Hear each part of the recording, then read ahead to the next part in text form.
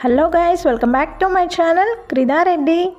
Big Boss season 8కి సంబంధించిన అన్ని అప్డేట్స్ మన ఛానల్లో ఉంటాయి. ఛానల్ని అయితే సబ్స్క్రైబ్ చేసుకోండి. అలాగే వీడియో చూస్తున్న వాళ్ళు వీడియోను ఒక లైక్ చేయండి.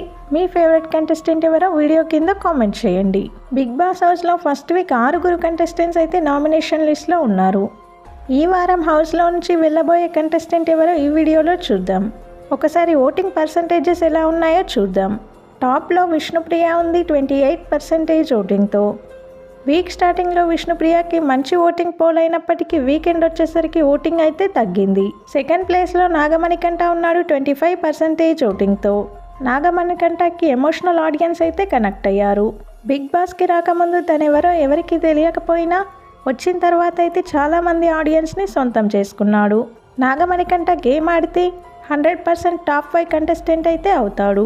థర్డ్ ప్లేస్లో పృథ్వీ ఉన్నాడు 12% ఓటింగ్తో.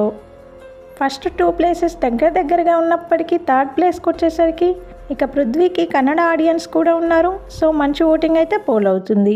ఓటింగ్ పర్సంటేజ్ సగానికి పడిపోయింది. ఫోర్త్ ప్లేస్లో సోనియా ఉంది సేమ్ 12% ఓటింగ్తో. ఫిఫ్త్ ప్లేస్లో శేఖర్ భాషా ఉన్నాడు 10% ఓటింగ్తో. శేఖర్ భాషాకి డబుల్ డిజిట్ ఓటింగ్ పోల్ అయినప్పటికీ డేంజర్ జోన్లో అయితే ఉన్నాడు ఈ వారం.